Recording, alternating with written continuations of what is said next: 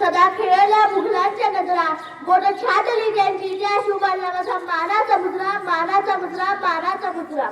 आजच्या कार्यक्रमाचे अध्यक्ष, विचार मंचावर उपस्थित मान्यवर, शिवरायांच्या छोट्या मोठ्या मर्द मावळ्यांनो, आज शिवजयंतीबद्दल मला आयोजकांनी 2 शब्द बोलण्याची परवानगी दिली. मी त्या प्रथमचा आभार मानते आणि माझ्या भाषणाला सुरुवात करते. सूर्य कधी कुणाच्या तळ हाताने झाकत नाही, हिमालय कुणाच्या बापालाही वाकत नाही आणि मी खरं बोलते, आम्हाला कुणाची अडवायची ताकद नाही, कारण आम्हाला ताकद देण्याचे काम छत्रपती शिवरायांनी केले आहे. मी त्यांच्या विचाराची पाईक आहे याचा मला अभिमान वाटतो.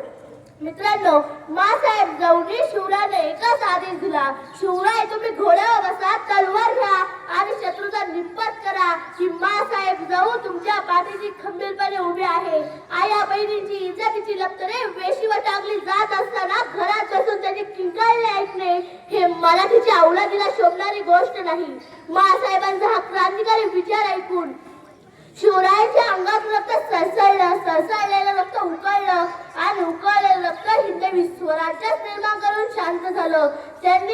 शिवरायांनी हिंदवी स्वराज्य निर्माण केलं. छत्रपती संभाजी महाराजांनी ते वाढवण्याचा प्रयत्न केला, पण त्यावेळी 4 भट ब्राह्मणांनी हिंदवी स्वराज्याला शृंग लावून ते हिंदवी स्वराज्य पेशवानी नेस्तानुभूत करून टाकलं. पेशवाच्या नालायकपणामुळे इंग्रज देशात आले. इंग्रजांनी 150 वर्ष राज्य केली. पुन्हा एकदा भगतसिंग सारखे अनेक क्रांतिकारकांनी आपले रक्त सांडले आणि आपल्याला स्वातंत्र्य मिळवून दिले. पण भारताला दिलेली ओसरी आणि हळूहळू हातपाय पसरी. या म्हणीपायी ज्या राज्यकर्त्यांना राज्यकारभार करण्याची संधी दिली, तेच राज्यकर्ते आज आमच्या जीवावर उठले आहे. त्या दिल्लीच्या तख्त्याला चिटकून बसले आहे. आज ग्रामीण भागातील 80% समाज हा दारिद्र्य रेषेखाली जगत आहे. 2 वेळेच्या अन्नासाठी वनवन फिरत आहे, पण त्याला कुठेही अन्न मिळत नाही. तर या देशामध्ये लाखो रुपयांची संपत्ती साठवून ठेवलेले लोक आहेत. 4000 कोटी रुपयांचे बंगले बांधणारे लोक आहेत. बिहारमध्ये लाखो रुपयांची उधळण करणारे लोक आहेत. तर हा सर्व पैसा भ्रष्टाचारातून आलेला आहे. आणि म्हणून एके ठिकाणी एक कवी म्हणतो, हा सूर्य मावळताना मी पाहिला, हा चंद्रही मावळताना मी पाहिला, पण आज पहिल्यांदा छत्रपती शिवरायांचा देश मावळताना मी पाहतोय. मित्रांनो, छत्रपती शिवरायांचा देश मावळला याला आम्ही जबाबदार आहोत, कारण आम्ही अडाणी आहोत, आम्ही अज्ञानी आहोत. आम्ही पुस्तक वाचत नाही आणि वाचला तो विचार करत नाही आणि विचार केला तर त्याप्रमाणे आचरण करून दाखवत नाही. देवाला प्रसन्न करण्यासाठी कोंबडे बकरे कापणारे आम्ही आहोत. देवाला प्रसन्न करण्यासाठी देवाला लाच देणारे आम्ही आहोत. अभ्यास न करता पास होण्यासाठी सत्यनारायण करणारे आम्ही आहोत. माणसामध्ये जातीभेद करणारे आम्ही आहोत. जिवंत माणसाला लाथा मारून दगडाला माथा टेकवणारे आम्ही आहोत. इतकेच नव्हे तर आमच्या घरामध्ये कॅलेंडर सुद्धा आहे. जो हुआ अच्छा हुआ, जो हो रहा है वो अच्छा हो रहा है असे षड विजयाचे फंड कॅलेंडर आमच्या घरामध्ये आहे. त्यामुळे आम्ही काम करून देणं सोडून दिलं आहे, प्रयत्न करून देणं सोडून दिलं आहे. त्यामुळे आमचा सत्यनाश झालेला आहे. परंतु मित्रांनो, यात चूक आमची नाही, दोष आमचा नाही, कारण आम्हाला शिकवणारा मास्तर हा कुलकर्णी होता, म्हणून आम्ही भिकारी झालो, ते पंतप्रधान झाले. घासल्याशिवाय धार येत नाही तलवारीच्या पाठीला, आणि शिवचरित्र नाही या महाराष्ट्राच्या मातीला, आणि शिवचरित्र नाही या महाराष्ट्राच्या मातीला. शिवरायांना शिकवणारा मास्तर हा कुलकर्णी नव्हता, म्हणून त्यांनी माणसामध्ये भेदभाव केला नाही.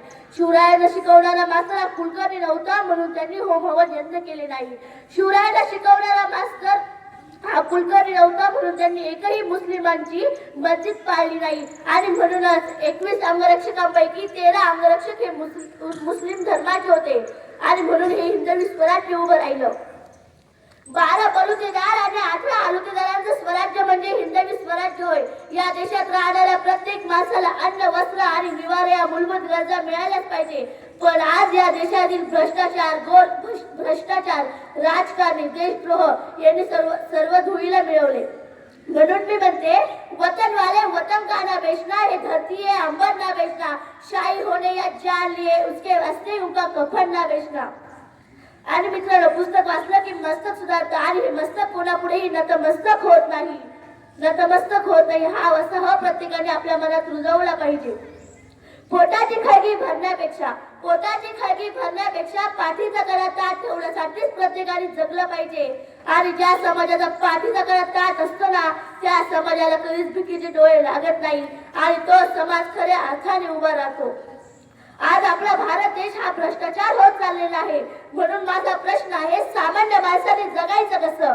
अहो, सामान्य माणसाने जगायचं कसं? सामान्य माणसाचा वाली कोण? कोण देईल या सामान्य माणसाला न्याय? कोण? आणि या देशात परत छत्रपती शिवरायांचे राज्य. मित्रांनो, काळजी करू नका. आज सह्याद्रीच्या कडेकपारीत आणि महाराष्ट्राच्या कानाकोपऱ्यात एकच आरोळी घुमते, ती म्हणजे उठो तरुणात जागा हो, शिवधर्माचा धागा हो. हा शिवधर्म देईल तुम्हाला न्याय. कारण या देशाला छत्रपती शिवरायांच्या शिवराज्याची ताकद आहे. शेवटी एवढंच म्हणेल की अंधाराची भीती नाही, आम्हाला अंधाराची भीती नाही, कारण आभाळाची साथ आहे. आम्हाला अंधाराची भीती नाही, कारण आभाळाची साथ आहे. कोणापुढेही झुकणार नाही, कारण ही मराठीची जात आहे. धन्यवाद.